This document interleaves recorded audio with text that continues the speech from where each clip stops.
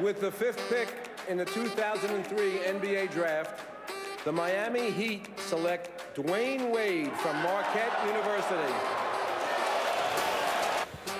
All right, Dwayne Wade getting drafted in 2003. That's after helping take Marquette and that guy, Tom Crean, to the Final Four.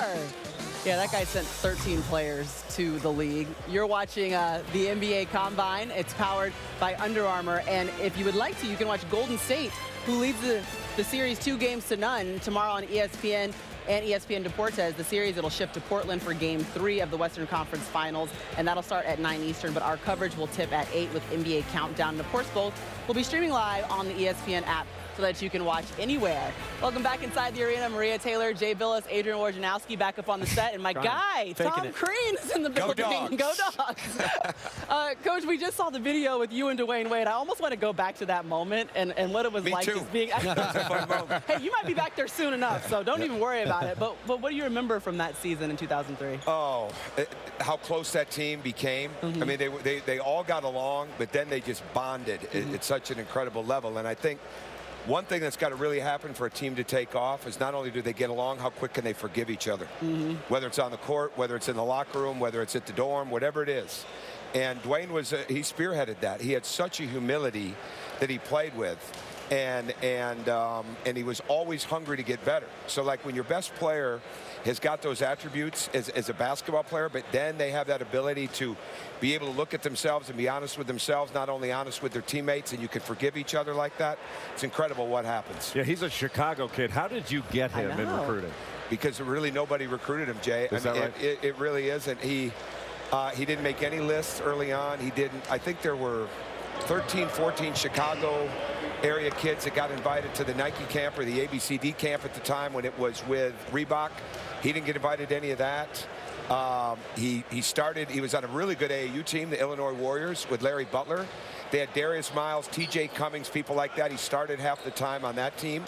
It was us, Bradley, and Illinois State. How about that? It really was. And at the end, St. Louis jumped in, DePaul jumped in late. I always felt like he had this ratty-tatty Notre Dame jacket that was ripped up. Like if Notre Dame would have showed him any interest, we'd have never touched him. If Michigan would have showed him interest. But it just worked out great, and we believed in him, and I think he knew that. I thought the scene in his last game in Brooklyn, you were at the game, and I think there was some side-by-side photos of you, I think, giving him a hug there at the end, and I think maybe from when you advanced to the Final Four, right? Almost I think my son figured that out and put that out there, and it's the most hits he's ever had on Twitter. But that was amazing. Yeah. It really was. And to be a part of that night, because I made my decision, I wanted to wait for his last game. So whether it was going to be regular season or the playoffs. And once it became clear in that last game in Miami, they weren't going to make the playoffs. Booked a flight, went to Brooklyn, and got to spend time with him before the game, and be there for the intros, and I wouldn't have traded that for anything. Tom, you think about his pre-draft process, and maybe considered one of the great drafts ever. LeBron James, Dwayne Wade, Chris Bosh, Carmelo Anthony. How different has the whole pre-draft process come from then to what you see now? Well, it's a good question. I think there's no question social media has changed so much of it, and it's become such a media event. It was always, it wasn't media driven, back then in so many senses, and so many people that are involved in it, so many people looking forward to it. Look at the ratings of the shows. Look at the ratings of the NBA. So it wasn't like that, but there still weren't a lot of guys that were always playing 5-on-5 back then. There were still a lot of decisions being made on people that weren't playing in it. But it was a little longer, I think, as far as them being in the environment. But I don't know if it's changed a ton, other than there's just so much attention being paid to it now more than there even was then. Tom, this isn't your first rodeo as far as having a player going through this process and having to make a decision. But not specific to Nick Claxton, but just generally. When you have a player, or any coach has a player that's going through this process and may have a decision of, do I stay or do I go? What's the coach's role? How can you best help and facilitate that decision so the player can make an informed decision? This started with Dwayne, is tell the truth. Get the real words, right? Not what's written. And no offense to the myriad of scouts that do it, but be able to talk to the general manager, be able to talk to the scouting director, and get those words. And a lot of times when I'll share it with the family or with the player, I won't say who it is. I'm not going to betray the trust of the person in the NBA. I might mention the team, but I'm never going to say the name. But I tell them I'm not talking to anybody that's not making a decision in that room when it comes to giving them the information that they have. And then I think that you keep helping them understand how much better they have to get. They can't just go work out and get ready for the combine. They can't just go work out and change their body in a short. That's what you ask. What's different? How many bodies look different at the combine right now, and the season hasn't been over 2 months? Right. Like, what were some of these guys doing during the season? Yeah. I mean, seriously. I mean, every coach has got a different view, but keep them honest. And like Nicholas Claxton did a phenomenal job this spring. We had a 4.5-week off-season program. We called it Commit to Toughness. You know, we were over in the football building. We were over in Maria's building where she has a locker, pushing the Prowler sleds out on the turf. You know, everything had a tough finish. Not only the basketball, but the weightlifting and the conditioning. He attacked it. He got better. He never checked out on us for 1 second, and that's uncommon. He's handled this transition of making a decision as good as anybody I've ever coached. And that's what you got to do. You got to keep making sure that they're getting better, that they're improving, and that they know they're improving. We had P.J. Washington from Kentucky up here a few segments ago, and it was really interesting, sort of the contrast. Like, he came here last year, went through the process, got the feedback, went back, and look how he's elevated his game and really, I call it being responsible to your talent. Like, he's going to be more prepared to go into the NBA now than he ever would have been last year. Not to say that he wouldn't have been successful last year. Who knows what would happen? Sure. But you know, it's amazing. Like, you can make more money sometimes by going back. And I'm not sure that's publicized enough for these players. Well, and I think the other thing is they've all got this fear of the G League. Right. Like, that doesn't apply to me. I'm not going to have to do that. Well, yes, you are. Over 40 of the draft picks last year spent time in the G League. And we had Noah Vonleh, who was a lottery pick. He spent a little time in the G League. I mean, it is such a business that you have to learn how to compete and win at that level that you can't always do it on the court immediately. And so you have to factor all those types of things in. And in the case of Nick, he's been very level-headed. His family is incredible with this. And it's what you want. Like I told our coaches, we want to have to be here every year. That means we're doing something right with these guys. I mean, that's a good thing. And the bottom line is you got to keep making sure that they understand not only what's there in the short term, but what could happen in the long term.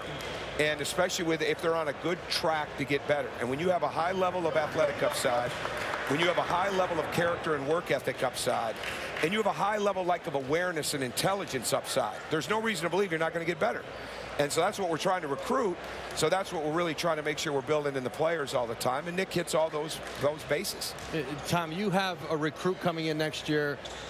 Some are already slotting him as potentially a #1, #2 overall pick in next year's draft if he made himself available. Anthony Edwards from Atlanta. Now with Dwayne Wade and Victor Oladipo, they developed into those kinds of top 5 high picks. Anthony Edwards comes in with that already. How do you prepare for everything that comes at a player like that, whether it's agents, whether it's, you know, all of it? How does your program kind of fortify around that? Well, I think the key is you have to stay true to the reason you got him. And the biggest thing with Anthony is convinced everybody there's a lot of room for growth. Okay, it may be a short time in college, that's fine, but there is a lot of room to get better. And we've got to attack that every day, moving without the ball, cutting, spacing, defending at an even higher level. My rate of ways you can come off the ball screen, making all the different reads, not just being a 1-read player, but a 3- and 4-read player. All those different things, and getting him to understand how hard he's got to play every day. Because sometimes when you're that talented, you don't realize how competitive other people are going to be against you every day. And getting him to understand that you've got to keep taking that up. So I'm looking forward to it. I'm spending time here getting new drills from a guy named Cody Toppert, who was with Phoenix this past year. Phenomenal player development guy. I've got 8 pages of a notebook that I spent in this past game just getting different ideas, you know, on how you attack and create fouls. So, like, I'm trying to make myself better for all of them every day, just like we want to do with them. So the future might be the guys like Anthony Edwards and obviously Nick Claxton we've been talking about, but you've put 13 guys in the league. So is there like a common thread that you've seen with some of the ones that are successful on the next level and ultimately make it to that next level? Yeah, absolutely there is. It's a real work ethic, okay? Not a I have a routine work ethic. Well, you know, I'm gonna get 200 shots up tonight, or I'm gonna work out from 8 to 8:30. No, a commitment to it. Victor Oladipo is a great example. This time of year, we wouldn't be in school, but he might have a couple of classes. He would come in that gym 3-4 nights a week after the Western Conference playoff game. And it wasn't anybody was making it. I wasn't in there with him. We weren't allowed, right? That's the kind of commitment. What is it going to take to have that? And then there's a perseverance. They can get over being disappointed quick. They can get over in-game failure. They're going to be in the gym. They're going to work on their skills. They're going to compete. But they're not going to take their weaknesses for granted. They're going to really, really do something about it. And I think it's our job as coaches to keep pointing those weaknesses out, attack them, make them better, because that creates the energy for them and for your team. So that's the bottom line. And you know the other thing, Maria, is they really went after it in school, right? They really did. Like Dwayne Wade's a great example. Agents would come in and talk about, hey, we want to move you to San Antonio. We want you to come and do this. First off, he's married with a child, Zaire, right? But he wasn't doing that. He was committed to his academics. He had a competition with Travis Diener, played 6 years in the NBA, who would have the highest GPA at the end of his year. He lost it by a bit. Travis got a 3.0, Dwayne got a 2.96. But that kid left on time to graduate. That was so important to him. And so, like, I've never let somebody back away academically when they make these decisions. And usually you're preaching to the choir because they've done such a good job academically during the year to get themselves in a good position. They really do go hand in hand. I happened to be out at one of Tom's basketball camps when Victor was between his after his freshman to his sophomore year, and I had been out there before. I'd taken my son out there, and Tom had asked, you know, can you cover the NBA? Do you have any advice for Victor as he's preparing for this year? And I said, well, you know, last year when I came here, people talked about you being a second-round pick. Now they're talking about you being a top 5 pick. I think it was actually when he was leaving school. I said, my advice is whatever you did last year, do it again this year, right? I mean, the development and how guys have gotten better. And I think that's probably part of the sell with Anthony Edwards. When he sees a Victor Oladipo, a Dwayne Wade, and says, that's a pretty good prototype for me to follow. And that was big to him. Dwayne Wade was big to him, Victor Oladipo, because, again, and this is still falling on so many deaf ears to talk at the collegiate level about positionless basketball, right? And not having your five. I mean, Nick Claxton was trained as a guard every day. That's why he was playing the 5 in this camp yesterday. He hadn't been an offensive 5 probably since his freshman year, right? And so you're training them as basketball players. You're training them to be positionless basketball players, knowing that their game is going to jump an extraordinary level the more skill that they get, because that truly is where the game is going. And it doesn't matter what your body is. You know, we're going to work on changing that. We're going to work on changing your athleticism. We got to change your mindset.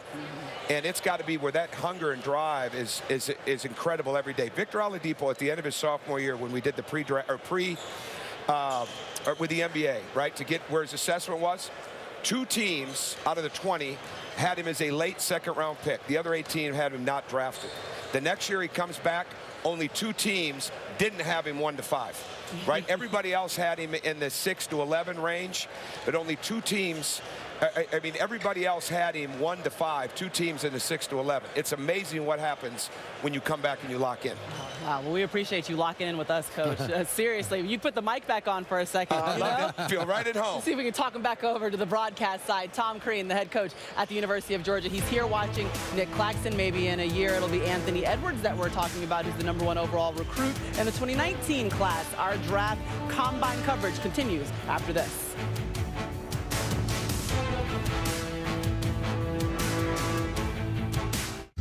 Wandering through secret hills and telling stories round the grill.